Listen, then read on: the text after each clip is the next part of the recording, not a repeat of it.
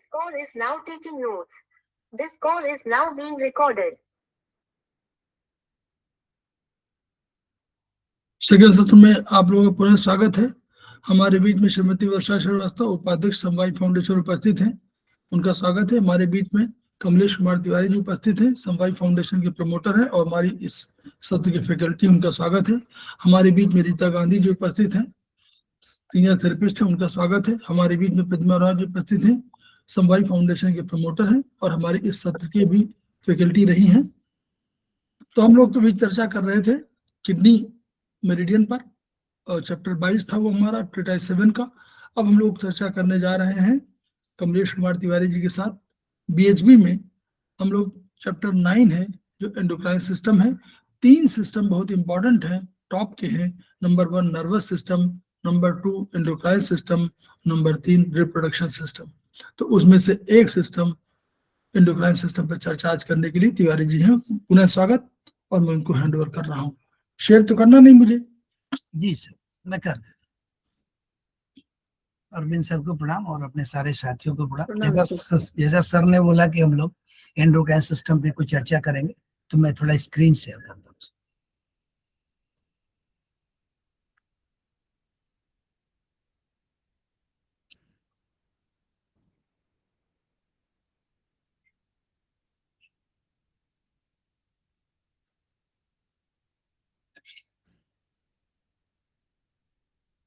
Screen visible है ना sir?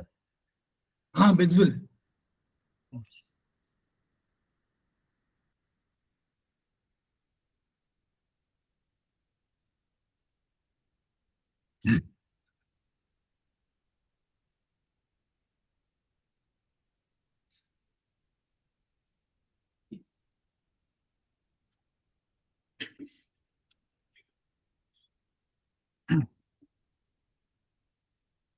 हम लोग थोड़ा एंडोक्राइन सिस्टम पे चर्चा करने के प्रयास करते हैं। तो हम लोगों ने नॉर्मली 2 शब्द सुना है, एक एंजाइम और हार्मोन। तो इसको थोड़ा जानने की कोशिश करते हैं, इनको डिफरेंशिएट कैसे करते हैं एंजाइम को और हार्मोन, और फंक्शन कैसे करता है, क्योंकि एंडोक्राइन सिस्टम से रिलेट करता है। तो एंजाइम और हार्मोन में डिफरेंस इस तरह का, जो फंक्शन है, जो एंजाइम है वो क्या करता है, इस शरीर में जो मेटाबॉलिक एक्टिविटी है या बाकी जो भी एक्टिविटी है, इन एक्टिविटी को इंक्रीज कर देता है, उत्प्रेरक का काम करता है, कैटलिस्ट का काम करता है। जो होने वाला रिएक्शन है ना, जो होता है केमिकल रिएक्शन, उसको इंक्रीज कर देता है, यानी उसके रेट को इंक्रीज कर देता है, फास्ट होता है। तो ये काम करता है एंजाइम। और जो ये हार्मोन है जो कि एंडोक्राइन सिस्टम से रिलीज होता है, वो केमिकल मैसेंजर है। वो हमारे शरीर में होने वाले जो डिफरेंट क्रियाएं ना, शारीरिक या मानसिक भावनात्मक स्वास्थ्य के लिए, संपूर्ण शरीर के काम के लिए, जैसे भूख लगा है, बीपी है, मेटाबॉलिज्म है, स्लीप साइकिल है, हमारा सामान्य विकास या डेवलपमेंट, मूड, एनर्जी लेवल, ये जितनी भी चीजें हमारे शरीर में है, इनकी जो इंफॉर्मेशन है ये कंट्रोलिंग सिस्टम को प्रदान करता है। जैसे हमारे बॉडी में कोई चीज नहीं है, जैसे हमारे बॉडी में मान लीजिए इंसुलिन नहीं है, बीपी हायर है, लोअर है, कुछ भी सिस्टम है, ये जो मैसेज हाइपोथैलेमस या जो भी कंट्रोलिंग सिस्टम है उनको पहुंचाता है। ये सिर्फ ट्रांसफर, केमिकल मैसेंजर है, इंफॉर्मेशन को रिक्वायर्ड ऑर्गन तक ले जाता है। एंजाइम क्या करता है, वो होने वाली केमिकल रिएक्शन को उसके रेट को इंक्रीज कर देता है, उत्प्रेरक कैटलिस्ट का काम करता है। तो दोनों में बेसिक डिफरेंस ये है। और जो ये हार्मोन है, ये हमारे एंडोक्राइन सिस्टम से रिलीज होता है, कंट्रोल होता है, रिलीज होता है, मींस कि रिलीज होना हो, रुकना हो, या जो भी है वो कंट्रोलिंग एंडोक्राइन सिस्टम से। तो इसमें से हम ये जानने की कोशिश करते हैं कि एंजाइम और हार्मोन 2 शब्द हैं, इनको हम लोग डिफरेंशिएट कैसे करेंगे। तो इस केमिकल मैसेंजर से जो इंफॉर्मेशन जाती है, उसे डिफरेंट चीजें रिलीज होंगी, जो जो रिक्वायरमेंट होगी। तो हम लोग एंडोक्राइन सिस्टम को इस तरह जानने की कोशिश कर रहे हैं कि क्या है। अगर आप ये देखेंगे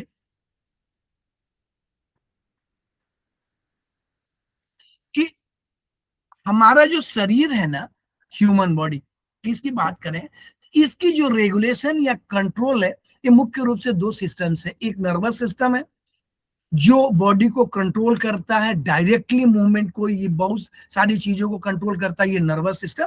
और एक एंडोक्राइन सिस्टम है जो हार्मोन रिलीज करके डिफरेंट फंक्शन को, केमिकल में इंफॉर्मेशन को ट्रांसफर करके और जो रिएक्शन है वो होने के लिए प्रेरित करता है। जैसे आपके बीपी ने ब्लड में ब्लड प्रेशर कम हो गया तो ये इंफॉर्मेशन ट्रांसफर करेगा, इंसुलिन कम हो गया तो ये ट्रांसफर करेगा रिक्वायर्ड पार्ट्स को, और वो पार्ट अपना फंक्शन करेगा कि ब्लड में इंसुलिन कम हो गया तो इंसुलिन बढ़ जाए, या कोई दूसरा हार्मोन कम हो गया तो वो हार्मोन इंक्रीज हो जाए। तो ये काम है। और नर्वस सिस्टम क्या करता है, वो पूरी मूवमेंट को कंट्रोल करता है बॉडी के सिस्टम को। जैसे आपको हाथ हिलाना है, पैर हिलाना है, ये सारी चीजें वो करता है। सीपीयू है पूरा नर्वस सिस्टम, ब्रेन और ये चीजें, वो अलग काम है। तो एंडोक्राइन सिस्टम हार्मोन रिलीज करके रेगुलेशन करता है बॉडी पार्ट्स के फंक्शन को। कैसे करता है, ये क्या करता है, एंडोक्राइन सिस्टम में जो भी वो पार्ट्स हैं वो हार्मोन रिलीज करते हैं, और जो भी टारगेट टिश्यू है, या तो वो दूर है या नजदीक है, उनको बिना डक्ट के ब्लड में सीधे डाल देता है। इसलिए इनको डक्टलेस ग्लैंड भी बोलते हैं। जो एंडोक्राइन ग्लैंड्स होंगे ये डक्टलेस ग्लैंड होंगे और ये ब्लड में सीधे अपने हार्मोन को रिलीज कर देते हैं। इनकी हर एंडोक्राइन ग्लैंड की क्या है, संरचना अलग है, ओरिजिन अलग है, सिक्रेशन अलग अलग है, ये सारी चीजें अलग है, उनके बॉडी में लोकेशन अलग है, स्ट्रक्चर अलग है, फंक्शन अलग है, लेकिन सिमेट्रिकल सिर्फ एक चीज है कि ये अपने सिक्रेशन को डायरेक्ट ब्लड में डालते हैं, इसलिए इनको डक्टलेस ग्लैंड भी कहते हैं। और ये जो एंडोक्राइन ग्लैंड्स हैं इनको सिक्रेशन के आधार पे दो तरह से बांटा गया। एक तो वो जो जहां पे है उनका टारगेट टिश्यू है, जिस टिश्यू को वो मैसेज देना चाहते हैं, हार्मोन देना चाहते हैं, वो उनके बगल में है, तो वो सीक्रेट होंगे और उस तक पहुंच जाएगा। तो इनको बोलेंगे लोकल हार्मोन्स। जो लोकल हार्मोन है वो टारगेट टिश्यू के पास ही अपना हार्मोन सीक्रेट करेंगे, और इनका जो एक्शन एरिया कन्फाइंड है, क्योंकि टारगेट टिश्यू के बगल में, तो उनको दूर नहीं जाना, बड़ा काम नहीं कर। जैसे ये हार्मोन है गैस्ट्रिन, सिक्रेटिन, ब्रैडिकाइनिन, ये जो हार्मोन है ये लोकल हार्मोन की श्रेणी में, इनके टारगेट टिश्यू इनके बगल में है। दूसरा क्या है, एक जनरल हार्मोन है। जनरल हार्मोन क्या है कि सीक्रेट तो कहीं और से होते हैं, लेकिन जो इनका टारगेट टिश्यू है वो दूर है और एक से अधिक अंगों पर इनका प्रभाव पड़ता है। तो इनको भी दो हिस्से में बांटा गया, ट्रॉपिक हार्मोन और ट्रू हार्मोन। ट्रॉपिक हार्मोन वो है जो स्वतंत्र रूप से क्रियाशील तो है लेकिन कम क्रियाशील है, काम करते हैं लेकिन उनकी क्रियाशील जो एक्टिविटी है वो कम है। वो क्या करते हैं कि वो किसी दूसरे हार्मोन की सिंथेसिस को इनहेंस करते हैं या डिक्रीज करते हैं। ये जो हार्मोन है किसी दूसरे पार्ट से सीक्रेट होने हार्मोन को या सिंथेसिस होने वाले हार्मोन की एक्टिविटी को बढ़ाते हैं। मींस कि दूसरे पार्ट से हार्मोन रिलीज हो या इनहिबिट हो, वो काम करते हैं ट्रॉपिक हार्मोन। और दूसरा है ट्रू हार्मोन। ये वो हार्मोन है जो शरीर में कहीं भी सिंथेसिस हो, शरीर के सभी अंगों पर कुछ ना कुछ प्रभाव डालते हैं। तो दो हुए, एक हुए जो दूसरे से हार्मोन रिलीज होने के लिए फंक्शन करते हैं, स्वतंत्र रूप से कम क्रियाशील है, दैट इज ट्रॉपिक। और ट्रू क्या है, ये वो हार्मोन है कि शरीर के मैक्सिमम पार्ट्स पर कुछ ना कुछ अपना वो प्रभाव डालते हैं, लाइक इंसुलिन, थायरॉक्सिन, टेस्टोस्टेरोन, ये जो हार्मोन है। ये हार्मोन जो बॉडी पर रिलीज होते हैं ग्लैंड से, ये क्वांटिटी में कम होते हैं, माइक्रोग्राम में है, लेकिन इनका जो काम है वो एटम बम की तरह जैसा हम रिलीज करें। तो क्वांटिटी कम होने के बाद भी इनका फंक्शन बहुत बड़ा है, ये एटम बम की तरह, माने इनकी इफेक्टिवनेस, इफिशियंसी हायर लेवल पे है। तो ये दो तरह के हार्मोन है, लोकल और जनरल। लोकल वाले बगल में काम करेंगे और जनरल हार्मोन दूर काम करेंगे। जनरल दो तरह की होगी, ट्रॉपिक एंड ट्रू। तो ये इस तरह से है। ट्रॉपिक क्या करेगा, वो दूसरे को सिंथेसिस करेगा हार्मोन को, और ट्रू हार्मोन बॉडी के मैक्सिमम पार्ट्स पे अपना फंक्शन करेगा। अब जो ये बॉडी एंडोक्राइन ग्लैंड्स है मुख्यतया जो हार्मोन को रिलीज करते हैं, उनको हम लोग देखें कि वो उनके नाम डिफरेंट है और डिफरेंट लोकेशन पे बॉडी में है।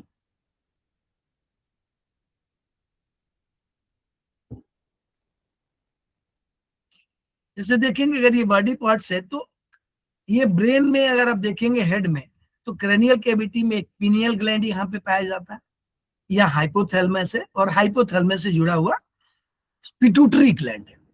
तो पिट्यूटरी और पीनियल ये दोनों ही एंडोक्राइन सिस्टम ग्लैंड है एंडोक्राइन सिस्टम के। थायराइड है जो ये नेक में पाया जाता है, और पैराथायराइड ये दोनों इसी में पाए जाते हैं नेक में। ठीक नीचे चेस्ट में ये थाइमस ग्लैंड पाई जाती है। और आप यहाँ देखेंगे पेनक्रियाज जो है ये स्मॉल इंटेस्टाइन से जुड़ी हुई ये में से लगी हुई है, यहाँ आसपास स्मॉल इंटेस्टाइन, ये पेनक्रियाज है। ये दोनों तरह की ग्लैंड एक्सो और इंडो, लेकिन इंडोक्राइन ग्लैंड की बात करें तो इंडोक्राइन फंक्शन भी करता है। और एड्रिनल ग्लैंड जो ये किडनी है, किडनी के ऊपर ही एड्रिनल ग्लैंड होता है। एड्रिनल ग्लैंड किडनी के ऊपर वाले पार्ट में है। और अगर आप हम और नीचे देखें तो फीमेल की बात करेंगे तो उनमें ओवरी है, और मेल की बात करें तो टेस्टिस है। ये दोनों अपने अपने ये दोनों सीक्रेशन करते हैं एंडोक्राइन ग्लैंड्स। तो ये लोकेशन थी कुछ एंडोक्राइन ग्लैंड्स की जिसको हम लोगों ने देखा। अब इनको ही देखते हैं कि क्या रिलीज करते हैं, कैसे ये काम करते हैं, इनको देखने की कोशिश करते हैं। अब जो ये पिट्यूटरी ग्लैंड है ना, जिसकी लोकेशन हम लोग ने देखा कि यहां पर है पिट्यूटरी ग्लैंड, हाइपोथैलेमस के बगल में नीचे की तरफ।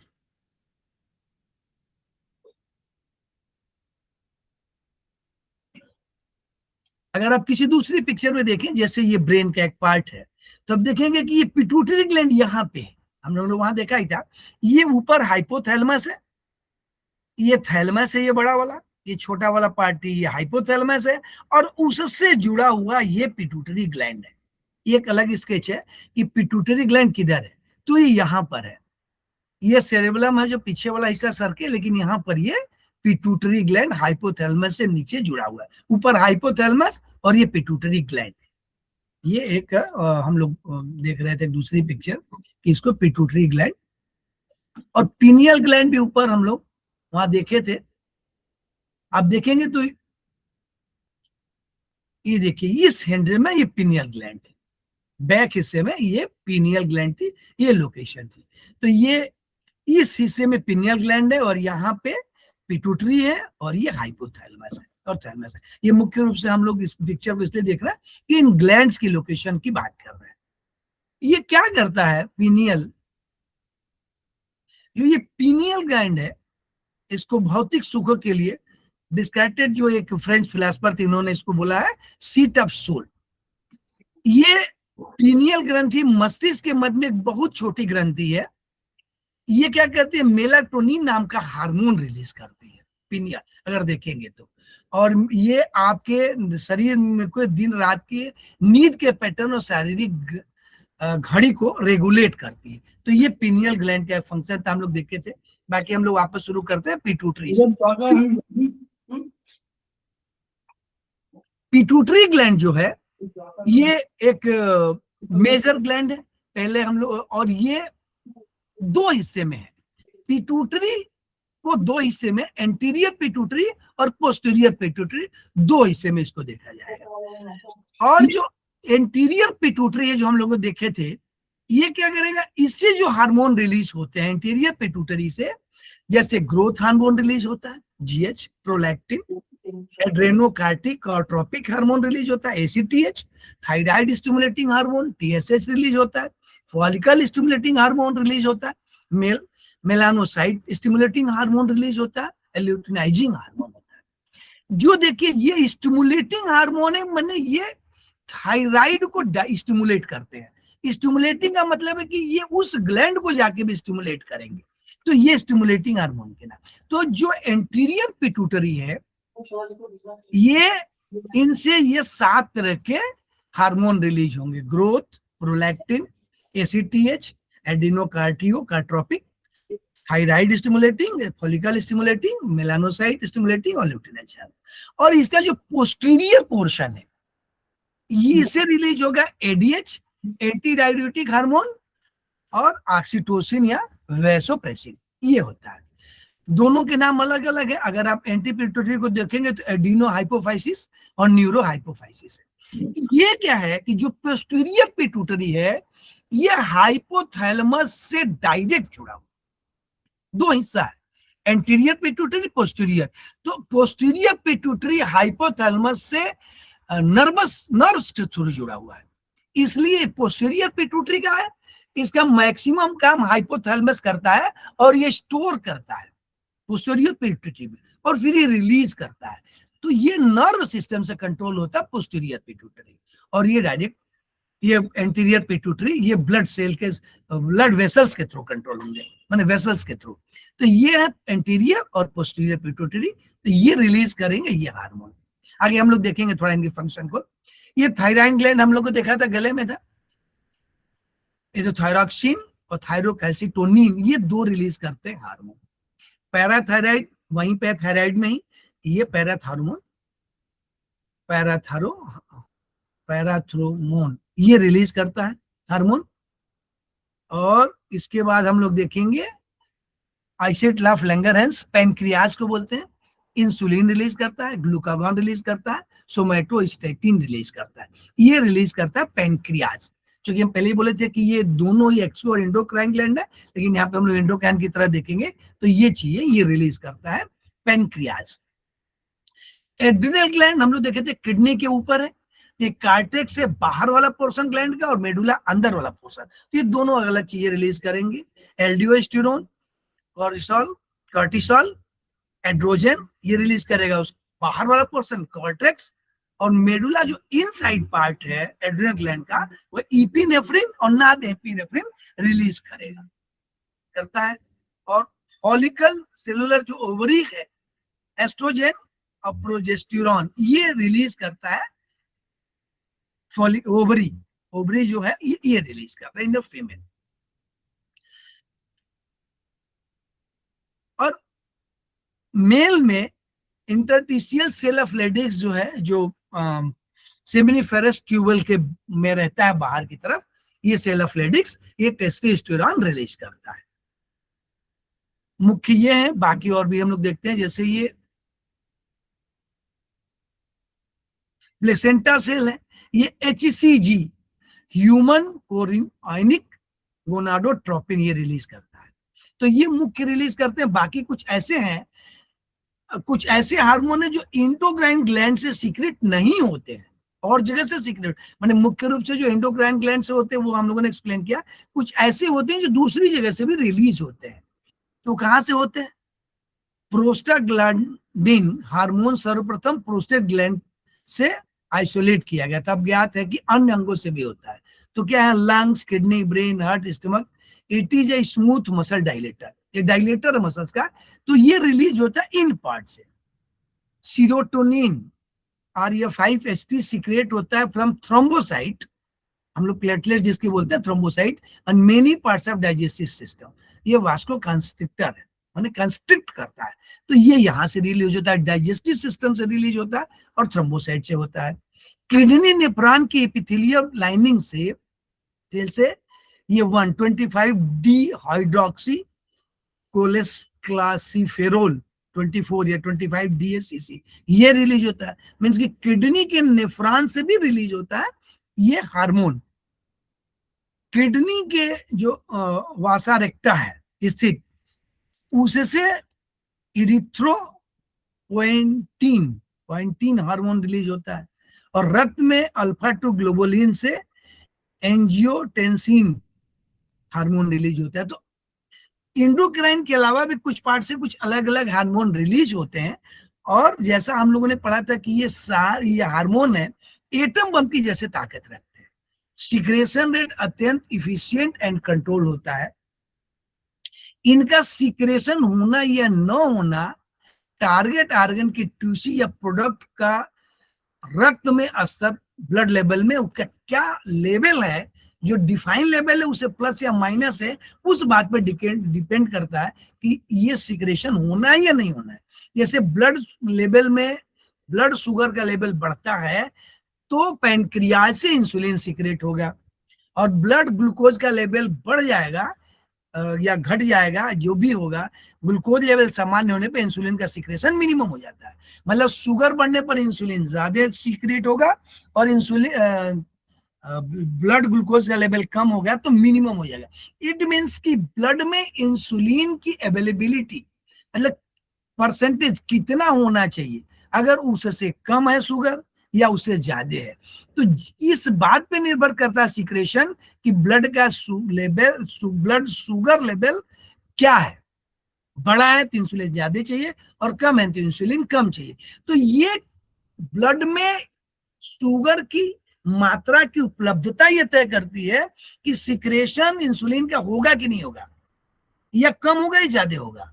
तो ये डिपेंड माने ये केमिकल मैसेंजर हैं जो इंफॉर्मेशन देते हैं ब्लड में। जैसे शुगर कम हो गया तो हाइपोथैलेमस तक के मैसेज आता है कि ब्लड में शुगर लेवल कम है, तो बोलेगा, तब वो जो इंसुलिन सीक्रेट करने वाला पार्ट है पैनक्रियाज, उसको ही वो कंट्रोल करके बोलेगा कि इंसुलिन का सीक्रेशन कम कर दिया जाए।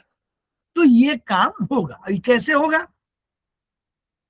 हार्मोन कैसे काम करता है, ये कोई एक मैकेनिज्म या तीन में से एक या दो कुछ भी यूज होता है बॉडी में। जैसे वो क्या करता है कि सेल मेम्ब्रेन की परमेबिलिटी बढ़ा देता है, माने उसमें जो पोरस होल है जिससे से फ्लूइड ट्रांसफर हो, उसकी परमेबिलिटी, जैसे इंसुलिन सेल में जाता है तो सेल के मुंह पे ग्लूकोज जाने के लिए उसके डोर को साइज को बढ़ा देता है, माने परमेबिलिटी बढ़ा देता है। इसी तरह सेल मेम्ब्रेन की परमेबिलिटी बढ़ा के भी काम करता है insulin growth hormone, ADH, aldosterone. मतलब ये लोग परमेबिलिटी बढ़ाने का काम करते हैं सेल मेम्ब्रेन का।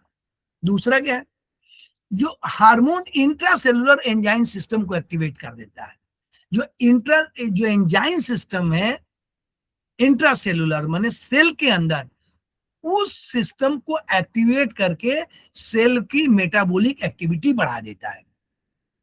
हम लोग बोले थे वो फंक्शन है मेटाबॉलिक एक्टिविटी, तो इस एक्टिविटी को बढ़ा देता है ग्लूकागान, एपिनेफ्रिन, एपिनेफ्रिन, एडीएच, पैराथोर्मोन। ये दो तरीका है। तीसरा क्या करता है, ये न्यूक्लियर मैसेंजर सिस्टम को एक्टिवेट करके सेलुलर एक्टिविटी, वो एक्टिवेट करके मेटाबॉलिक एक्टिविटी बढ़ा देता है। ये सेलुलर, सेल के ही एक सेलुलर एक्टिविटी होगी, मेटाबॉलिक मतलब एनर्जी रिलीज होनी है, एनर्जी कंज्यूम होनी है, जो मेटाबॉलिक है।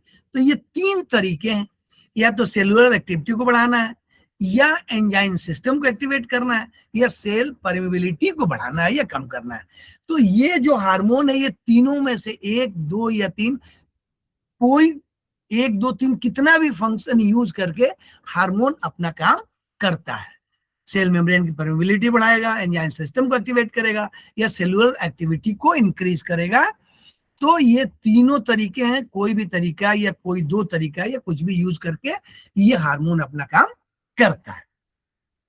तो ये फंक्शन है हार्मोन के, कौन से पार्ट रिलीज करते हैं, कौन सा हार्मोन और किस तरह काम करते हैं। अब हम लोग ये देखते हैं कि जो ये पार्ट्स हैं जो हार्मोन को रिलीज करते हैं, उनका अपना क्या फंक्शन है, क्या क्या करते हैं।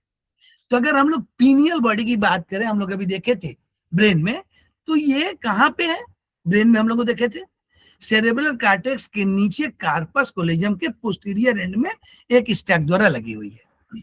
ये कहाँ से बनती है, थर्ड सेरेब्रल वेंट्रिकल की छत से।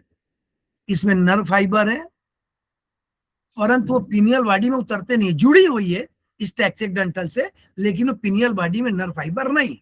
साइज कितनी होती है, एक चने के बराबर है, छोटी सी है।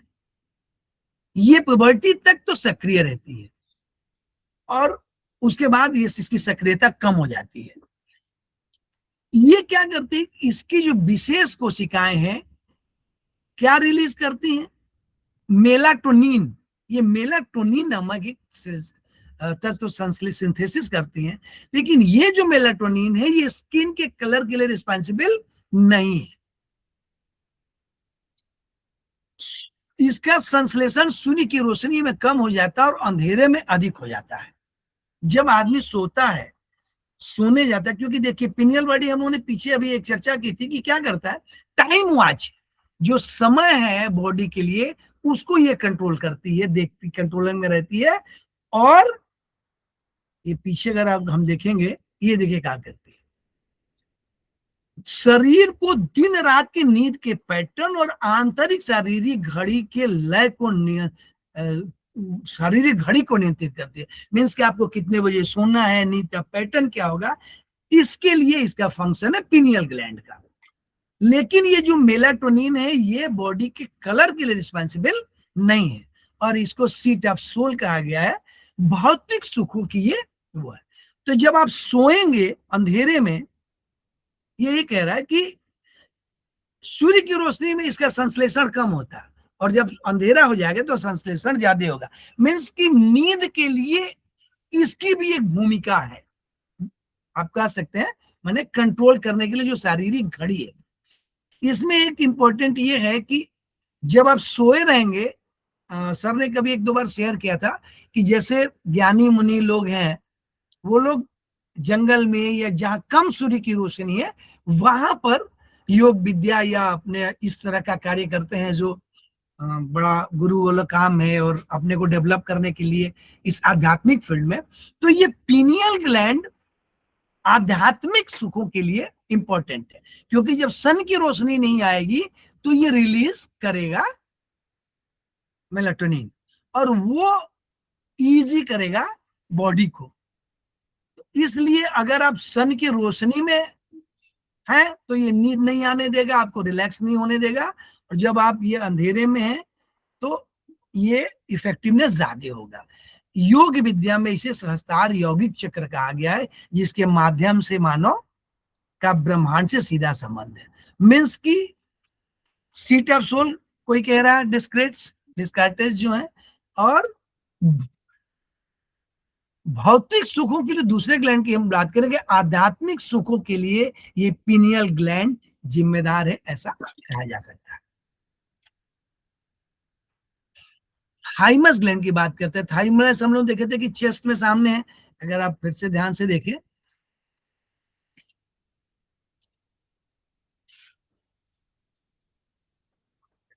यहाँ पे थाइमस ग्लैंड। तो थाइमस ग्लैंड की बात करते हैं। एक चीज और था कि जो पीनियल ग्लैंड है, शायद हम लोगों ने चर्चा नहीं किया, कि कई शोधकर्ता कहते हैं कि पीनियल बॉडी के सक्रिय होते ही प्यूबर्टी नहीं रहेगी, यौनावस्था नहीं आएगी, इसलिए एक एज के बाद ये स्वतः सिकुड़कर निष्क्रिय होने लगती है, और अगले एक वर्ष में कैल्शियम फास्फेट और कैल्शियम कार्बोनेट इसमें एकत्रित हो जाता है। मतलब इसका इफेक्टिवनेस प्यूबर्टी के साथ कम हो जाता है। अगर ये इफेक्टिव है पीनियल, तो जो यौनावस्था है प्यूबर्टी, वो आने में दिक्कत हो सकती है या नहीं आएगी।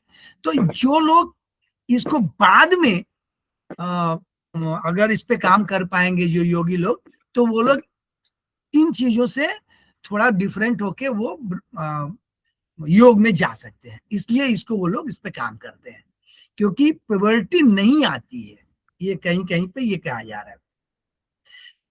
थाइमस ग्लैंड की हम लोग बात करें तो इसकी साइज क्या है कि एज के साथ प्यूबर्टी तक बढ़ती है, जब तक यौनावस्था तक ये बढ़ती है। बर्थ के टाइम ये 10 से 15 ग्राम की होती है, लेकिन जब आप यौवन होते हैं, जवान हो जाते हैं, तो इसकी साइज 30 से 40 ग्राम हो जाती है।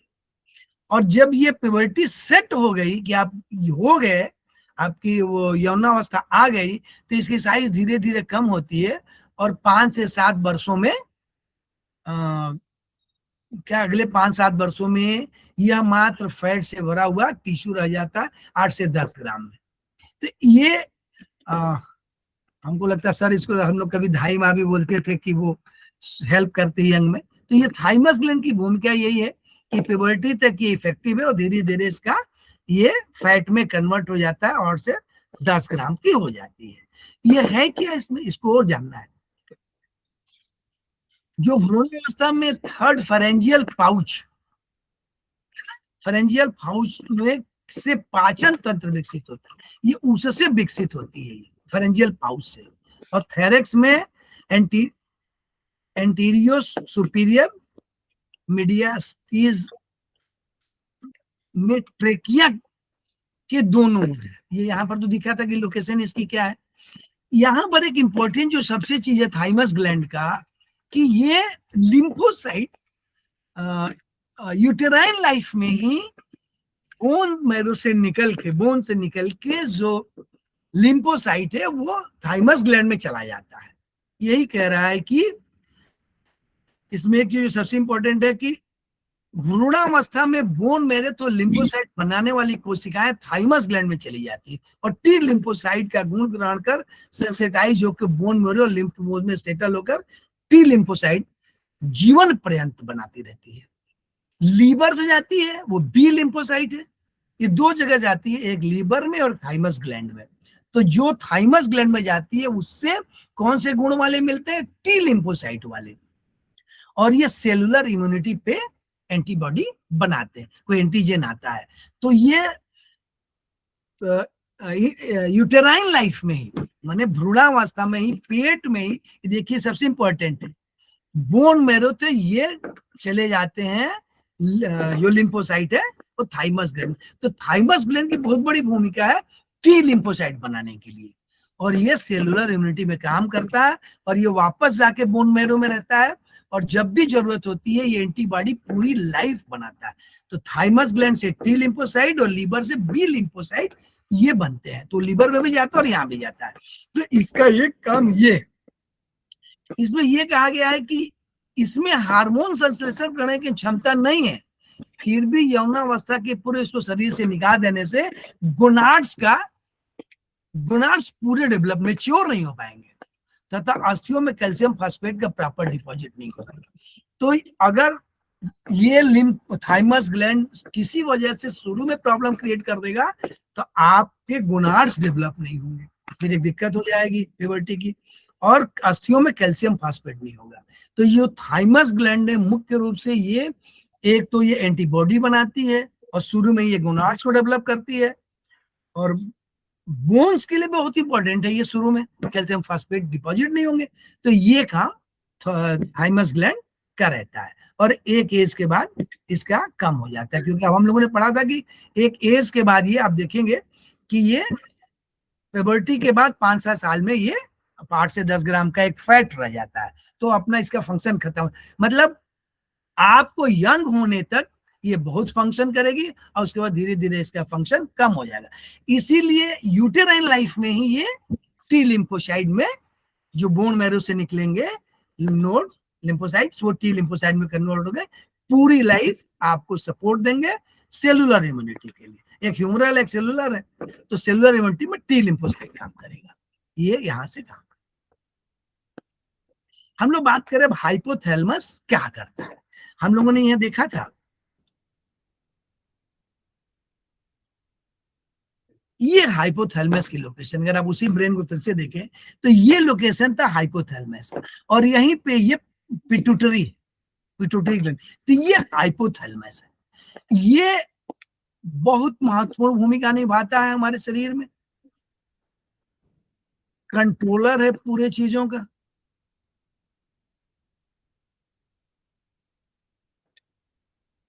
आप इस पिक्चर में देखेंगे तो ये हाइपोथैलेमस है और ये पिट्यूटरी ग्लैंड है, ये एक जुड़े हुए हैं। और ये जो पोस्टीरियर पिट्यूटरी वो तो हाइपोथैलेमस से डायरेक्टली नर्व सिस्टम से जुड़ा है, और ये पोस्टीरियर पिट्यूटरी है, ये ब्लड वेसल्स के थ्रू जुड़े हुए अलग से।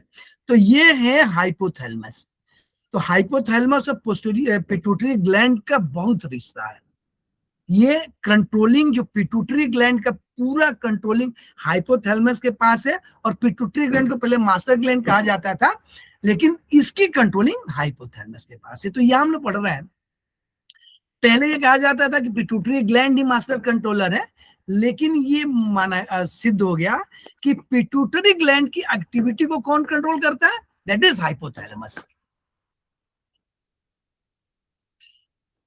हाइपोथैलेमस पिट्यूटरी ग्लैंड को कंट्रोल करता है, और ये क्या है? ये जो लिम्बिक सिस्टम है इसका सर्वोच्च सदस्य, सबसे महत्वपूर्ण ऊंचा सदस्य है हाइपोथैलेमस। लोकेशन हम लोगों ने बड़े में देखा। ये क्या क्या करता है? एंडोक्राइन ग्लैंड के साथ साथ ऑटोनोमिक सिस्टम से भी इसका संबंध है। यह शरीर में एक महत्वपूर्ण अंग है जो ब्रेन के थर्ड वेंट्रिकल की एंटीरियो इंफीरियर वॉल एवं फ्लोर बनाता है। यह 10 केंद्रिको न्यूक्लियस से बना है और 10 केंद्र के विभिन्न हार्मोन को श्रवण रिलीज या रोकने इनहिबिशन के काम में करता है। ये जितने 10 केंद्र हैं जो रिलीज करते हैं, क्या ऐसे फैक्टर रिलीज करते हैं कि जिन ग्लैंड को हार्मोन रिलीज करना है या रिलीज से रोकना, इनहिबिशन करना है। इनहिबिशन का मतलब है रोकना है, और रिलीज मतलब रिलीज होने देना है। तो ये जो हाइपोथैलेमस है उन अंग को मैसेज देता है, कैसे? ये रिलीज करके फैक्टर कि आपको रिलीज करना है कि नहीं करना है। तो ये 10 केंद्र का कंट्रोलर है। और कैसे करता है, जैसे देखिए अब जैसे ये प्री ऑप्टिक लोकेशन है इसकी, लेटरल और मीडियल, ये क्या करता है? प्रोलैक्टिन इनहिबिटिंग फैक्टर या मेलानोसाइट इनहिबिटिंग फैक्टर। जो लेटरल है ये क्या रिलीज करता है? पीआईएफ, प्रोलैक्टिन को रिलीज करेगा। अगर पिट्यूटरी प्रोलैक्टिन को रिलीज करेगी तो उसको प्रोलैक्टिन रिलीज करना है कि नहीं करना है, ये हाइपोथैलेमस कंट्रोल करेगा। कैसे करेगा? वो अपने प्री ऑप्टिक के लेटरल से प्रोलैक्टिन इनहिबिटिंग फैक्टर रिलीज करेगा। मतलब ये कहेगा प्रोलैक्टिन रिलीज करने वाले ग्लैंड को कि आप रिलीज नहीं करिए, कम करिए, इनहिबिट करेगा। और मेलानोसाइट को भी इनहिबिट करेगा। तो ये लेटरल जोन से करेगा। मीडियल जोन से क्या करेगा? फॉलिकल रिलीजिंग हार्मोन, अब एफएसएच को बोलेगा, रिलीज करेगा, और ये पिट्यूटरी को मैसेज आएगा कि आप एफएसएच रिलीज करिए, माने फॉलिकल स्टिमुलेटिंग हार्मोन को रिलीज कर, माने ये फैक्टर रिलीज करेगा, माने ये मैसेज देगा पिट्यूटरी को, एंटीरियर पिट्यूटरी को, कि आप एफएसएच रिलीज करिए। कैसे? Bye releasing FSH factor.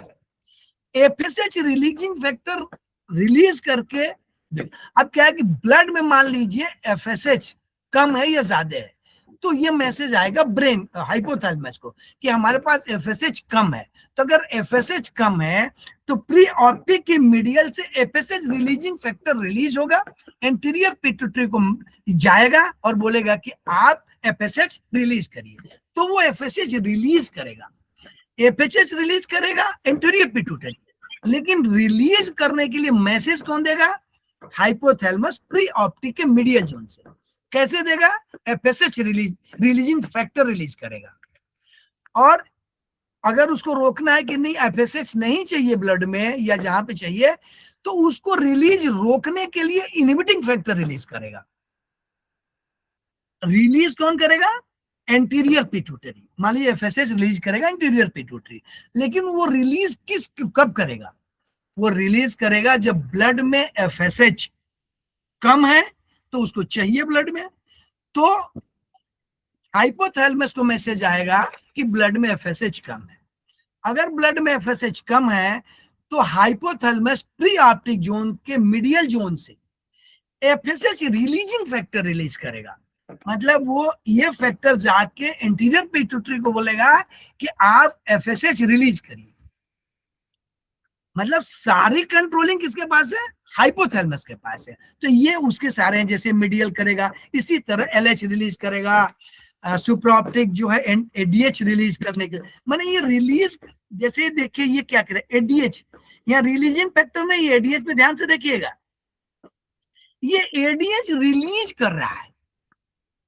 जो पोस्टीरियर पिट्यूटरी है वो रिलीज नहीं करता, वो सुप्राऑप्टिक से ये हाइपोथैलेमस रिलीज करता है। जो वो एंटीरियर पिट्यूटरी है, सर बोलते हैं ना कि वो राजा बाबू की तरह रहता है, वो रिलीज नहीं करता, सुप्राऑप्टिक रिलीज कर देती है एडीएच। यहाँ रिलीजिंग फैक्टर नहीं है, डायरेक्ट एडीएच रिलीज करता है, और ये जाके पोस्टीरियर पिट्यूटरी में स्टोर होता है। उसी तरह जो ये क्या है, ये टीएसएच रिलीजिंग फैक्टर रिलीज करता है। यहाँ पे देखिए ऑक्सीटोसिन ये रिलीज करता है। तो एडीएच और ऑक्सीटोसिन ये दोनों डायरेक्ट रिलीज करता है, जो पोस्टीरियर पिट्यूटरी में स्टोर होते हैं, और बाकी एंटीरियर पिट्यूटरी से जो रिलीज होंगे वो हाइपोथैलेमस एक रिलीजिंग फैक्टर रिलीज करेगा, और जाके वो ग्लैंड, जो भी ग्लैंड होगी वो ग्लैंड रिलीज करेगी। लेकिन एडीएच और ऑक्सीटोसिन हाइपोथैलेमस के इस जोन से रिलीज होंगे, और वो पोस्टीरियर पिट्यूटरी में स्टोर होते हैं, बाकी लोग का रिलीजिंग फैक्टर के थ्रू रिलीज होता है। आप देख लीजिए अलग अलग नाम है ये रिलीजिंग का। अब हम लोग पिट्यूटरी ग्लैंड की बात करते हैं, देखे थे कि पिट्यूटरी कहाँ, तो हम लोगों ने यहाँ देखा था कि पिट्यूटरी कहाँ पे, ये देखिए पिट्यूटरी हाइपोथैलेमस से जुड़ा हुआ है और ये दो हिस्से में रहती है। ये अगर आप इसको ध्यान से देखेंगे ये हाइपोथैलेमस, ये दूसरी पिक्चर में ये हाइपोथैलेमस है और यहां से ये जुड़ा हुआ देखिए पिट्यूटरी, एंटीरियर पिट्यूटरी और पोस्टीरियर पिट्यूटरी। एंटीरियर पिट्यूटरी 7 हम लोग जितना समझे हार्मोन रिलीज करते हैं और पोस्टीरियर रिलीज नहीं करता, इसमें स्टोर रहता है, वो रिलीज करता है हाइपोथैलेमस और ये केवल भेजता है, तो स्टोर का काम करती है ये पोस्टीरियर पिट्यूटरी और एंटीरियर पिट्यूटरी रिलीज करती है। हाइपोथैलेमस इनको रिलीजिंग फैक्टर देके इनसे रिलीज कराता है, लेकिन पोस्टीरियर स्टोर रखता है, वो ट्रांसफर कर देता है जहां पे चाहिए। ये है हाइपोथैलेमस और इसके इंटीरियर पोस्टीरियर पिट्यूटरी के, ये ब्रेन वाला पार्ट है, इसको इनलार्ज करके दिखाने की कोशिश की गई है कि इंटीरियर और पोस्टीरियर पिट्यूटरी कैसे है, यहाँ एक पैसा दिखाने की कोशिश की गई। अब क्या है एंटीरियर पोस्टीरियर जो हम लोगों ने देखा, ये कहां पे है, इसका डायमीटर कितना है 1 सेंटीमीटर से भी कम है, क्रेनियल कैविटी में है, हाइपोफाइशियल फोसा में सुरक्षित है और एक पतले स्टैक से थैलेमस से जुड़ी हुई है, हाइपोथैलेमिक क्षेत्र में हाइपोथैलेमस से। इसमें क्या एंटीरियर पिट्यूटरी जो है 80% है और ग्रैंडुलर टिश्यू से बना है और ये देखिए रक्त वाहिनियों से HH हाइपोफाइशियल पोर्टल वेसल से जुड़ा हुआ है। इन्हीं रक्त वाहिनियों के माध्यम से हाइपोथैलेमिक फैक्टर जो रिलीजिंग फैक्टर है वो अग्र पिट्यूटरी को आते हैं, लेकिन पोस्टीरियर पिट्यूटरी क्या करता है, ये 20% है, ये नर्व फाइबर और न्यूरोग्लियल सेल से बना है। ये हाइपोथैलेमस से नर्व सिस्टम से स्नायु तंत्र से जुड़ा हुआ है और ये इन्हीं स्नायु तंत्र द्वारा संबंधित हार्मोन, ये हार्मोन इसके पास आते हैं। पोस्टीरियर स्टोर करता है हाइपोथैलेमस द्वारा रिलीज किया हुआ है और एंटीरियर पिट्यूटरी डिसीजन लेता है कि रिलीज करना या नहीं करना है। ये दोनों 20% है, वो 80% है, तो ये लोकेशन है। अब ये क्या क्या रिलीज करते हैं इन पे हम लोग बात करते हैं। जैसे ग्रोथ हार्मोन रिलीज करता है, कौन करता है, एंटीरियर पिट्यूटरी, ये ग्लैंड है, इसको क्या बोलते हैं, सोमैटोट्रोपिन या सोमैटोट्रोपिक हार्मोन भी बोलते हैं ग्रोथ हार्मोन को। ये एंटीरियर पिट्यूटरी ग्लैंड से निकलता है और ये सिंपल ग्लोबुलिन है जिसमें 188 अमीनो एसिड चेन और सल्फर ब्रिज बना हुआ। यह जल में घुलनशील है, ग्रोथ हार्मोन क्या जल में घुलनशील है और इसका सीक्रेशन हाइपोथैलेमस से है। मोलेकुलर वेट 21500 है, अगर याद करना है तो। करता क्या है ये ग्रोथ हार्मोन, बहुत इंपॉर्टेंट हार्मोन है growth hormone. Growth hormone thyroxine, androgens, estrogen, testosterone, cortisol, insulin, thyrocalcitonin के साथ जीवन प्रयत्न वृद्धि और विकास में लगा रहता है, किंतु बचपन और यौनावस्था में असक्रिय रहता है। ये पूरा जीवन ग्रोथ हार्मोन काम करता है। ग्रोथ हार्मोन पूरे जीवन में बॉडी पार्ट्स के मैक्सिमम पार्ट के ग्रोथ में ये काम करता है और इनिशियली शुरू में तो स्केलेटन जो है हमारी बोन्स, इनमें बहुत काम करता है, इनमें इसकी बड़ी भूमिका है, क्योंकि शुरू में अगर ये इफेक्टिव नहीं रहे ग्रोथ हार्मोन तो आपके जो स्ट्रक्चर है ढांचा उसमें भी, जो बॉडी का है उसमें भी प्रॉब्लम हो सकता है और बाकी ये सब चीजों में काम करता है। ये बचपन और यौनावस्था में अधिक सक्रिय, enhance anabolic and catabolic reaction helps gonad to give matured at puberty. दांत निकलते हैं, चेहरे और सिर की अंतिम आकार, बॉडी अंतिम आकार मतलब ये जो स्ट्रक्चर है बॉडी का उसमें भी ये बहुत मदद करता है ग्रोथ हार्मोन। तो इनिशियली बॉडी के और बहुत सारे पार्ट्स के ग्रोथ में इस ग्रोथ हार्मोन का काम है, सीधा सीधा ग्रोथ एंड डेवलपमेंट इसका नाम है, ये काम करता है। रिलीज कहां से होता है, एंटीरियर पिट्यूटरी से। इसमें दो चीजें हैं कि जो बोन्स है ना, स्केलेटन, शुरू में एक शेप अच्छी बॉडी को बनेगी तो दो चीजें हो सकती है, कभी कभी अगर बॉडी से ग्रोथ हार्मोन कम रिलीज हुए या ज्यादा रिलीज हुए अगर बैलेंस मात्रा में ग्रोथ हार्मोन रिलीज नहीं हुआ तो जो हमारा स्ट्रक्चर है बॉडी का उसमें कुछ डिफरेंसेस हो सकते हैं। जैसे कह रहा है कि बचपन में अगर किसी को ग्रोथ हार्मोन रिलीज नहीं हुआ, माने एंटीरियर पिट्यूटरी का फंक्शन वीक है, हाइपोथैलेमस कंट्रोल करते हैं एंटीरियर पिट्यूटरी को, अगर वो वीक है तो क्या करेगा, ड्वार्फिज्म एक लक्षण है जिसमें जो अगर ग्रोथ हार्मोन ही नहीं है तो आपकी ग्रोथ नहीं होगी, और ग्रोथ नहीं होगी आपके बोन्स की ग्रोथ नहीं होगी, जो स्केलेटन है, बोन है, इनका डेवलपमेंट अच्छे से नहीं होगा। तो जो 20 साल का भी आदमी होगा वो 5-7 साल का दिखाई देगा, गोनाड्स डेवलप नहीं होंगे, सेक्सुअल ऑर्गन इनफर्टाइल हो जाएंगे, आईक्यू नहीं होगा। मींस कि जो ये एक 20 साल का आदमी है वो 5 से 7 साल का दिखाई दे सकता है। जैसे देखिए ऐसा एक छोटा आदमी दिख सकता है, या ये मान लीजिए 20 ये कुछ एज के होंगे, तो अगर किसी का बॉडी में ग्रोथ हार्मोन नहीं है तो उसका जो स्ट्रक्चर है, स्केलेटन है, वो डिफरेंस हो जाएगा, छोटा हो जाएगा, बड़ा हो जाएगा। और अगर बढ़ गया, या देखिए दो चीजें हैं, due to less growth hormone और गिगांटिज्म जो है एक्सेस, अगर ग्रोथ हार्मोन एक्सेस हो गया तो लंबाई बढ़ जाएगी अचानक, 10 साल का आदमी 15 साल का दिखेगा, या 5 साल वाला 8-10 साल का दिखेगा। तो अगर ग्रोथ हार्मोन कम रिलीज हुआ या ज्यादा रिलीज हुआ, दोनों ही केस में स्ट्रक्चर में डिफरेंस आएगा नॉर्मल मनुष्य के। और बाकी तो गोनाड्स डेवलप नहीं होंगे, बहुत सारी चीजें इनफर्टाइल हो जाएगा। ये देखिए क्या कहता है कि अब एक तो एज है, दूसरा क्या कहता है,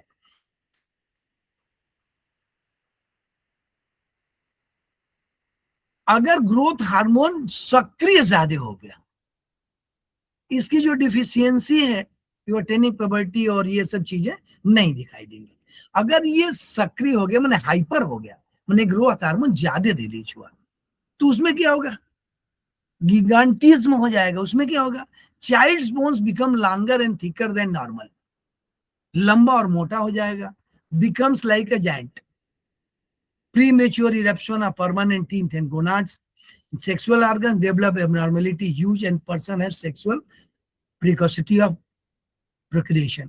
ये क्या है कि अगर हाइपर हो गया, ग्रोथ हार्मोन ज्यादा सीक्रेट हो रहा है, तो बॉडी लंबी हो जाएगी, मोटी हो जाएगी, बहुत सारी चीजें प्रीमेच्योर हो जाएंगे जो टाइम से पहले ही काम हो जाएगा। और अगर ये एडल्ट में ज्यादा सक्रिय हो गया, थोड़े बड़े होने के बाद इसका ज्यादा वो सक्रिय हो गया इन एडल्ट, तो क्या होगा, अस्थियों की इपीफाइसिस और मेटाफाइसिस आपस में फ्यूज हो चुकी है। इस दशा में ग्रोथ हार्मोन में अब क्या है कि गैप नहीं है हड्डियों में।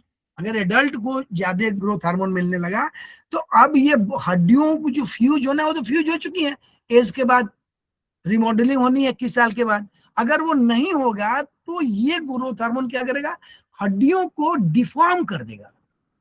कैसे करेगा, निचला जबड़ा जो मैंडिबल है वो बाहर निकल आएगा, ऐसा संभावना है। लोअर सर्वाइकल एवं अपर थोरेसिक वर्टिब्रा को इनलार्ज होकर कंधों को बाहर निकाल देगा। मतलब ये सिम्टम जो दिखाई दे रहे, जबड़ा बाहर निकल गया, लोअर सर्वाइकल या थोरेसिक, ये पीछे गर्दन और पीछे की बात कर रहा है, तो यहां से बॉडी बाहर निकल जाएगी, ऐसा दिखने लगेगा। ये जितनी चीजें होंगी, deformation in body with the bone, इनको क्या बोलेंगे, इन दोनों गुणों को एक्रोमेगाली बोलते हैं। इसके अलावा पाम, सोल की साइज सामान्य से, किसी का हाथ बहुत बड़ा हो जाएगा, सोल बड़ा हो जाएगा, त्वचा सामान्यतः मोटी हो जाएगी, होठ मोटे बाहर लटक जाएंगे, जीभ मोटी बाहर लटक जाएगी, नाक मोटी हो जाएगी, व्यक्ति की आवाज भारी हो जाएगी। तो ये बहुत सारे चीजें होंगी। इन डिफॉर्मेशन को जो बोन वाले हैं इनको एक्रोमेगाली बोलते हैं। तो ग्रोथ हार्मोन बॉडी के ग्रोथ के लिए जिम्मेदार है, लेकिन अगर ये प्लस या माइनस हो गया तो ये प्रॉब्लम होगी।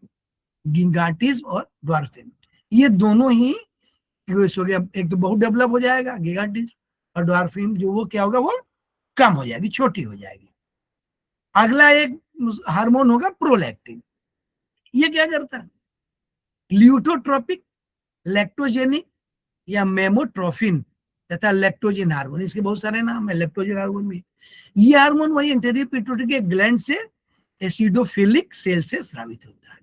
एक सिंपल प्रोटीन है, इसकी ये अमीनो एसिड और सिंपल चेन है। ये क्या करता है प्रोलैक्टिन, ये मिल्क के लिए बहुत इंपॉर्टेंट है, मदर मेंटेलिटी डेवलपमेंट करता है,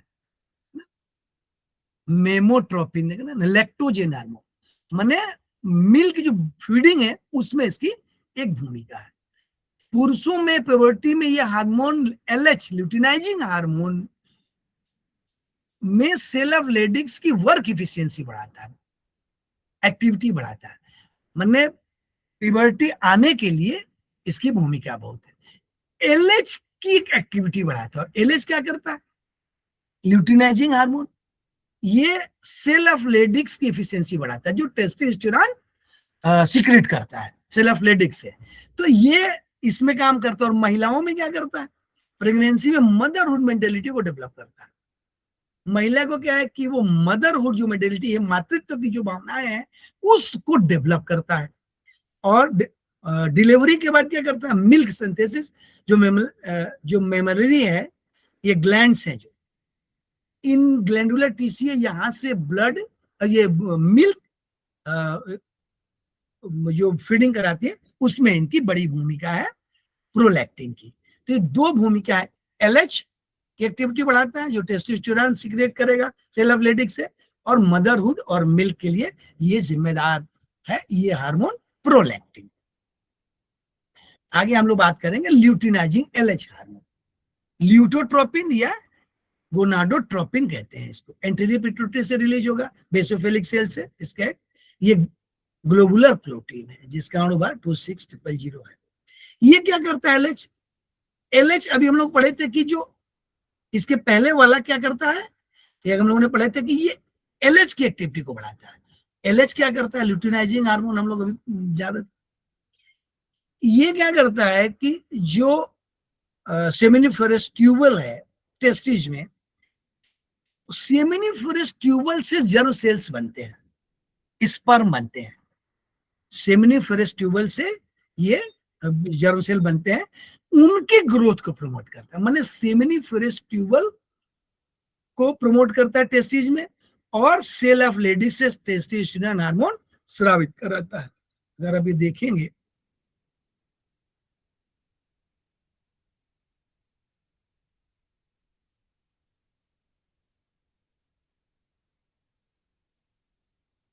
ये देखिए सेमिनिफरस ट्यूबल है ये टेस्टिस का, तो इनमें इनकी ग्रोथ को ये प्रमोट कराता है। वो पिक्चर है नहीं यहाँ, वो है नहीं, वो पिक्चर है नहीं यहाँ पे। ये सेल ऑफ लेडिक्स से टेस्टोस्टेरोन हार्मोन को सीक्रेट करता है, और यही काम करता है एलएच को, एलएच सेमिनिफरस ट्यूबल की ग्रोथ कराता है, और यहाँ से टेस्टोस्टेरोन हार्मोन को स्रावित कराता है पुरुषों में। और महिलाओं में क्या करता है, फॉलिकुलर स्टिमुलेटिंग हार्मोन एफएसएच के साथ मिलकर काम करता है, और ओवरी से जर्मिनल सेल को मेंटेन करता है। ओवरियन फॉलिकल में ये फ्लूइड का रिटेंशन करवाकर ओवुलेशन करवाता है, और बचे हुए फॉलिकल को कार्पस ल्यूटियम में परिवर्तित होने में मदद करता है।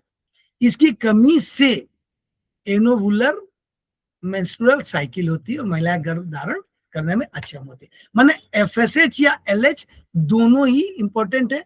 अगर एफएसएच फॉलिकल लिमिटिंग हार्मोन के साथ मिलकर काम करता है, तो अगर ये एलएच इफेक्टिव नहीं है तो भी यहाँ पर प्रॉब्लम हो सकती है। एमएसएच मेलानोसाइट स्टिमुलेटिंग हार्मोन, ये क्या है, जो स्किन है कि एपिडर्मिस में सबसे नीचे वाली लेयर के सेल के साथ मेलानोसाइट सेल पाए जाते हैं।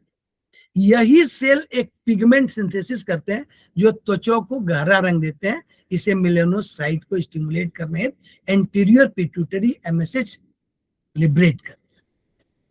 यह same pigment the same pigment melanin is also present in pia mater of brain, right, layer of eyes and adrenal cell. ये जो एमएसएच है यही बॉडी के स्किन को कलर देता है, और ये रिलीज होता है एंटीरियर पिट्यूटरी से, माने कलर के लिए ये जिम्मेदार है एमएसएच। अब बात करते हैं एसीटीएच, एड्रेनो कार्टिक्रोट्रॉपिक हार्मोन। ये क्या है? इंटीरियर पिट्यूटरी से रिलीज होता है। एड्रिनल कार्टेक्स जो किडनी के ऊपर है उसके डेवलपमेंट में और इसको मेंटेन करने में इसकी भूमिका है। एसीटीएच माने किडनी के ऊपर जो ग्लैंड है ये एड्रिनल कॉर्टेक्स, कॉर्टेक्स माने बाहर, मेडुला माने अंदर, तो एड्रिनल कॉर्टेक्स के डेवलपमेंट में काम करता है। यह एड्रिनल कॉर्टेक्स सेल को कॉर्टिसोल सिंथेसाइज करने हेतु स्टिमुलेट करता है। Moreover it's hydrolysis the fatty acid and the glucan, इनका भी ये हाइड्रोलिसिस करता है। जो फैटी एसिड कहां से आएगा? एडिपोज टिश्यू से, और लीवर से जो ग्लाइकॉन आएगा, ग्लाइकोजन, इनका ये हाइड्रोलिसिस करता है। इस आल्सो एक्ट्स एज एमएसएच माने मेलानोसाइट, वहां भी कहीं पे थोड़ा बहुत इसका भूमिका है, लेकिन एसीटीएच का जो भूमिका है वो एड्रिनल कॉर्टेक्स के डेवलपमेंट और मेंटेनेंस में है। एफएसएच हम लोग बोले थे, एंटीरियर पिट्यूटरी सेंट्रल का ग्लाइकोप्रोटीन है। ये मेल में हेल्प करता है सेमिनिफरस ट्यूबल के ग्रोथ के लिए, और जर्मेनोटोसिस माने जर्म सेल माने स्पर्म बनाने में काम आएगा, हेल्प करता है, स्टिमुलेट करता है उनको। और फीमेल में प्यूबरिटी में ये ओवेरियन फॉलिकुलर को ग्रोथ कराता है और डेवलपमेंट कराता है। एफएसएच थायराइड स्टिमुलेटिंग हार्मोन, ये क्या करेगा? थायराइड हम लोगों ने देखा था ये ग्लैंड गले में है। The trophic hormone thyroid gland tissue को कार्यशील बनाने हेतु थायरॉक्सिन की सिंथेसिस स्टिमुलेट करवाता है। थायराइड स्टिमुलेटिंग हार्मोन ये क्या करेगा? थायराइड बनाता है, स्टिमुलेट करता है थायराइड को। तो इनकी जो भूमिका है वो ये देख ले हम लोग क्या है, कहां से होता है। ये hormone supra optic nuclei hypothalamus में सिंथेसिस होकर पोस्टीरियर पिट्यूटरी में स्टोर हो जाता है। हम लोग बोले थे कि ये एडीएच और ऑक्सीटोसिन ये स्टोर होता है। सिंथेसिस कहाँ होता है? हाइपोथैलेमस में, और यहाँ पर रहते हैं, और आवश्यकता अनुसार रक्त में इसका सिक्रेशन पोस्ट पिट्यूटरी से होता है। काम क्या है इसका? ये बहुत इंपॉर्टेंट काम है। किडनी के नेफ्रॉन, जो किडनी के नेफ्रॉन है, डीसीटी डिस्टल कन्वोल्यूटेड ट्यूबल और कलेक्टिंग डक्ट में जल का एब्जॉर्बेशन, रीएब्जॉर्बेशन, उस जब निकलता है जल तो रीएब्जॉर्ब होना है, वाटर की क्वांटिटी रीएब्जॉर्ब होगी किडनी में, तो उनका एब्जॉर्बेशन कंट्रोल होता है कौन? एडीएच माने कौन करता है? Posterior pituitary. बनता कहाँ है एडीएच? हाइपोथैलेमस में। तो अगर किडनी के नेफ्रॉन में रीएब्जॉर्बेशन कम या ज्यादा हो रही है तो एडीएच की एक भूमिका है, इसीलिए इसको वासोप्रेसिन भी इसका नाम है। ये क्या करता है? अगर ये सीक्रेट नहीं हुआ तो व्यक्ति दिन भर में 4 से 8 लीटर यूरिन एक्सक्रीट करेगा। क्यों करेगा? क्योंकि रीएब्जॉर्ब नहीं होगा, और रीएब्जॉर्ब का तो बॉडी में पानी की कमी हो जाएगी। नॉर्मली अगर हम 3 लीटर पीते हैं तो 2 लीटर बाहर निकालेंगे, लेकिन कह रहा है कि अगर ये रीएब्जॉर्ब नहीं हुआ वाटर तो यूरिन 4 to 8 लीटर हो सकता है, और आपका यूरिन होने की फ्रीक्वेंसी बढ़ जाएगी, दिन की तुलना में रात में बढ़ जाएगी। और इस दशा को क्या बोलेंगे? Diabetic insipidus. वो डायबिटिक मेलाइटिस है, जब हम लोग बात करेंगे आगे डायबिटिक की, वो डायबिटिक मेलाइटिस है। ये डायबिटिक इंसिपिडस है। क्या है? किडनी में पानी का रीएब्जॉर्प्शन न होना। किडनी में कहा? डीसीटी में और कलेक्टिंग ट्यूब में। अगर आप किडनी हम लोग याद पढ़े हैं तो डिस्टल ट्यूब में रीएब्जॉर्प्शन होता है वाटर का। तो अगर रीएब्जॉर्ब हुआ तो ठीक है, नहीं हुआ तो ये काम करेगा। ये एडीएच जो है अगर उपलब्ध नहीं है तो आवश्यकता अनुसार। अब क्या है? अगर ये सामान्य से अधिक रिलीज हो गई तो वासोकंस्ट्रिक्टर काम करेगी। ये दिक्कत इसकी है, ये ध्यान से देखिए, बहुत क्रिटिकल है ये एडीएच।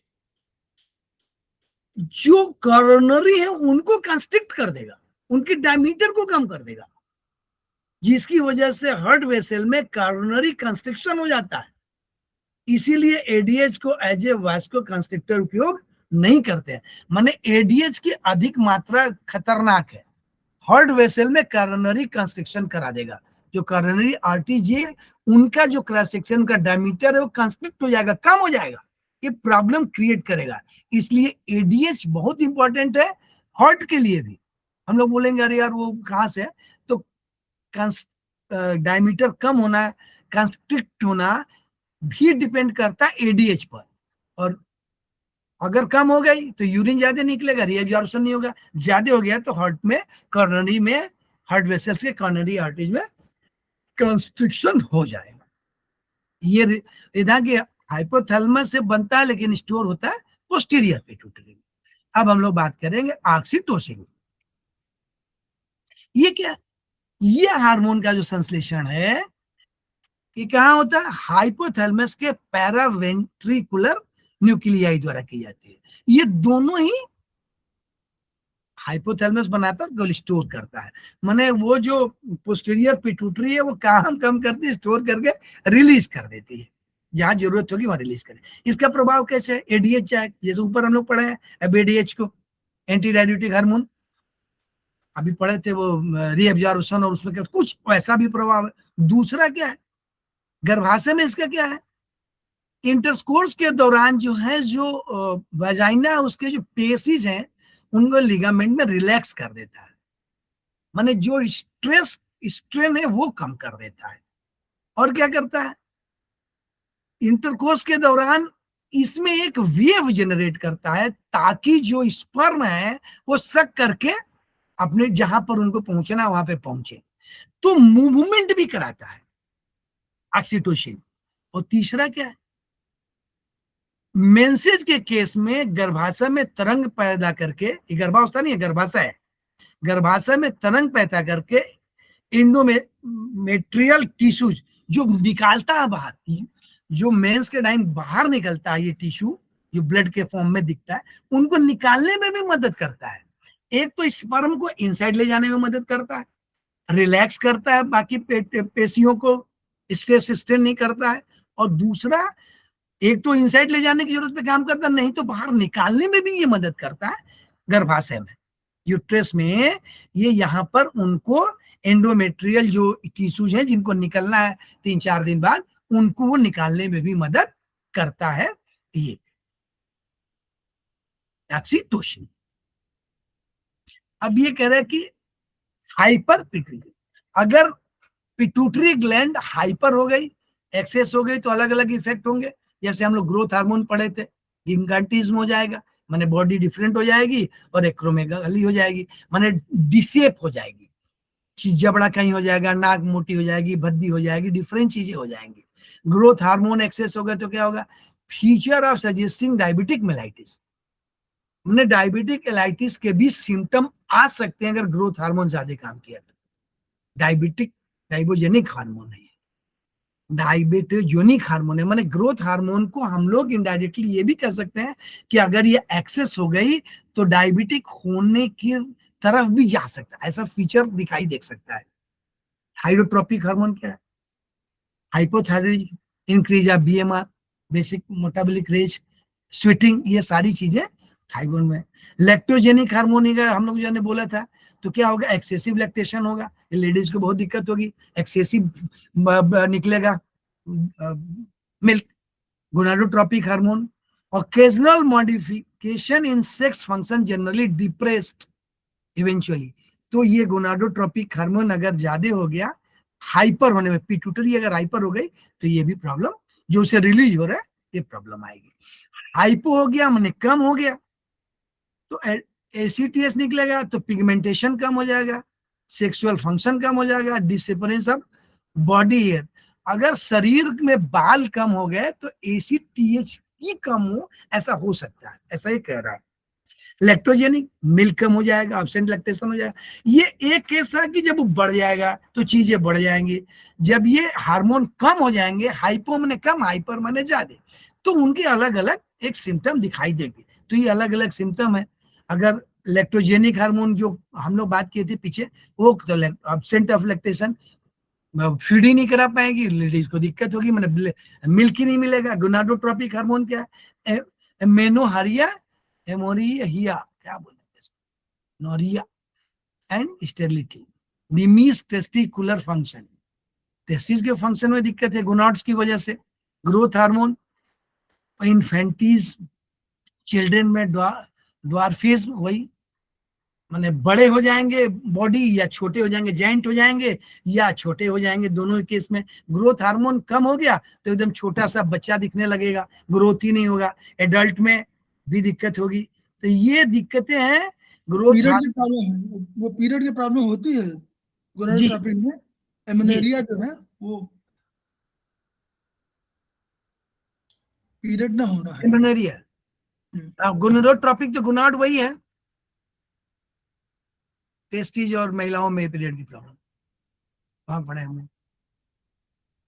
पोस्टीरियर पिट्यूटरी में क्या है, एंटी डायबिटिक एडीएच के कारण डायबिटिक इंसिपिडस, हम लोग बोले थे कि रीएब्जॉर्प्शन नहीं होगा तो यूरिन ज्यादा निकलेगा।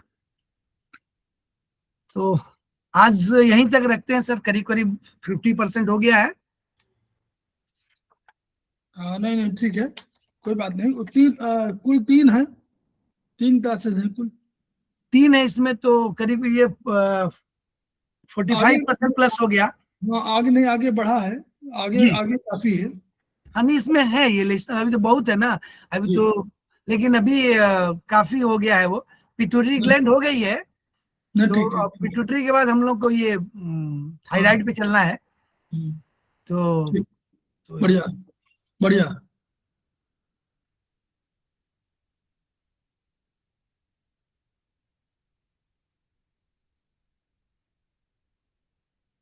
बहुत बढ़िया। 3 क्लास होनी है इसकी। और एंडोक्राइन सिस्टम बहुत इंपॉर्टेंट सिस्टम है। संजय गवंडी जी हमारे बीच में उपस्थित हो गए हैं, उनका स्वागत है। हमारे समवाय फाउंडेशन से जुड़े हुए हैं और स्टूडेंट के रूप में सेमेस्टर 3 में।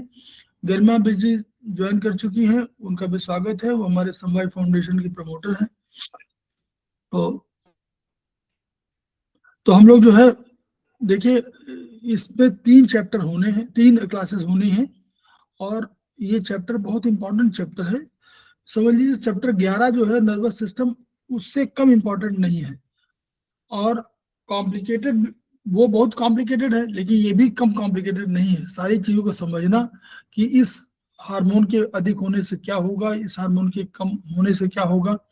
तो इसका शॉर्ट नोट जरूर बनाते चलिए, आप लोग कहीं लिखते चलिएगा, क्योंकि उससे बहुत सी बीमारियां इसी से तय हो जाएंगी कि बीमारी है ये कारण। तो हम लोग क्या करते हैं, हम लोग आयुर्वेद में और चाइनीज में क्या करते हैं कि जो इनमें हमको मालूम हुआ कि इस बीमारी की है, तो हमारे पास वहां कोई पॉइंट होगा, हम उस पॉइंट को स्टिमुलेट कर देंगे या इस पॉइंट को डिक्रीज कर देंगे या सेडेट करेंगे या टोन कर देंगे। हमारे पास TW3 है, हम लोग पिट्यूटरी का 3W3 मानते हैं। उसी तरह हम लोग TW20 हाइपोथैलेमस का मानते हैं। तो हमारे बहुत सी चीजें ऐसी होंगी जो कंट्रोल में हो जाएंगी। तो हम इनके सिद्धांतों के अनुरूप क्यों पढ़ते क्यों हैं, क्योंकि इससे मालूम हो जाए तो जो बायोलॉजी कह रही है, जो हमारा मॉडर्न साइंस कह रहा है, उसको हम जानकारी कर लेंगे तो हमको अपना एक सिस्टम मालूम है, हम उनकी टोन सेडेशन के आधार पर हम एक ट्रीटमेंट कर सकते हैं। तो हम लोग खेमका सर को याद करते हैं और उनकी एनर्जी को याद करते हैं। वो जो एनर्जी ज्ञान के रूप में हमको मिली हुई है, उसको हम लोग ट्रांसफर करने की कोशिश करते हैं। जितना भी ज्ञान हमारे पास है उसमें ट्रांसफर कर देंगे तो वो शायद फिर किसी मुख्य धारा में आ जाएगी, उससे थर्ड पहुंचेगी, थर्ड से फोर्थ, फोर्थ से फिफ्थ, तो इसी तरह चेन बनेगी। और वही खेमका सर चाहते थे, each one reach one, each one treat one, each one teach one. इन्हीं शब्दों के साथ हम लोग फिर कल हमारी क्लास है, कल भी क्लास है, कक्षा ले तब तक के लिए प्रणाम सर। Thank you sir. प्रणाम। गाड़ी जी क्लास आपकी कब है? क्लास मेरी की है 2 दिन बाद, 29 को है क्लास। हाँ ठीक है, आपके 2 दिन बाद है। 29 को वो वाला होगा एक इन्वेस्टिगेशन पे, शायद इसी का है। इन्वेस्टिगेशन, चलिए मैं नोट किया हूँ, देख लूंगा, शायद इन्वेस्टिगेशन डाला गया क्या। अच्छा संडे, हाँ वो संडे हो जाएगा, संडे में नहीं होगा। इन्वेस्टिगेशन आएगा। हाँ ठीक ठीक ठीक। इसका क्लास 1 दिन 2 दिन बाद है। हाँ ठीक है, प्रणाम।